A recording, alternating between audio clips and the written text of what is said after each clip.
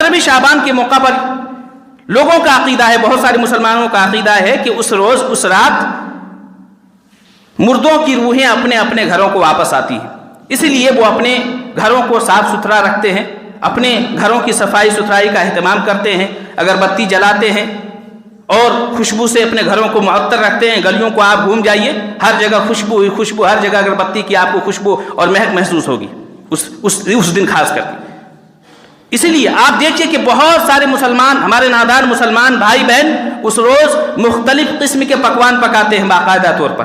عقیدہ کیا ہے، نظریہ کیا ہے کہ جو رشتہ دار، جو قرابت دار، چاہے دادا ہوں، دادی ہوں، نانا ہوں، نانی ہوں، والد ہوں، والدہ ہوں، کوئی بھی ہوں، جو ان کے قریبی رشتہ دار فوت ہو گئے ہیں، مر گئے ہیں، 15ویں شعبان کی رات کو ان کی روحیں اپنے اپنے گھروں کو آتی ہیں اور باقاعدہ طور پر دنیا میں جو ان کو پکوان پسند تھے وہ پکوان کھاتی ہے۔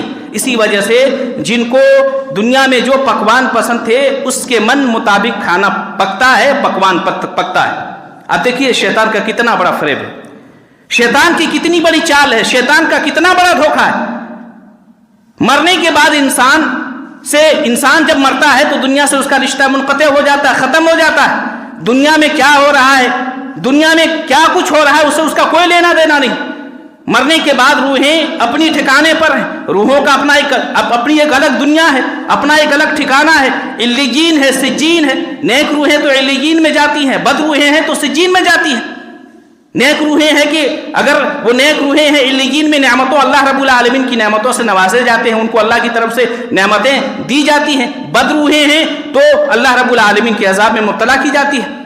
لیکن ہے کہ شیطان کا کتنا بڑا فریب ہے، آپ اندازہ لگائیے کہ مختلف قسم کے پکوان پکاتے ہیں، مختلف قسم کے کھانے کے انتظام کیے جاتے ہیں اور باقاعدہ طور پر خوشی کے دن یا خوشی کے طور پر اس رات کو، اس دن کو منایا جاتا ہے جس کا تعلق اسلام سے دور دور سے نہیں۔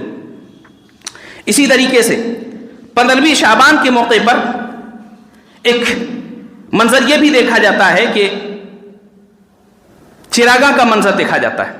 بہت سارے نادان مسلمان اپنے گھروں کو، دکانوں کو، مکانوں کو، مسجدوں کو، قبرستان کو جلا کر کے ہے کہ روشن کرتے ہیں اور بڑی چہل پہل ہوتی ہے۔ آپ غور کیجئے، بالکل یہ غیر مسلموں کی دیوالی کی مشابہت ہے اور اسلام اس کی نفی کرتا ہے، اسلام اس کی نفی کرتا ہے۔ من تشبہ بقوم فہو منہم، اللہ کے رسول صلی اللہ علیہ وسلم نے فرمایا کہ جو جس قوم کی مشابہت اختیار کرتا ہے وہ اسی میں سے ہے۔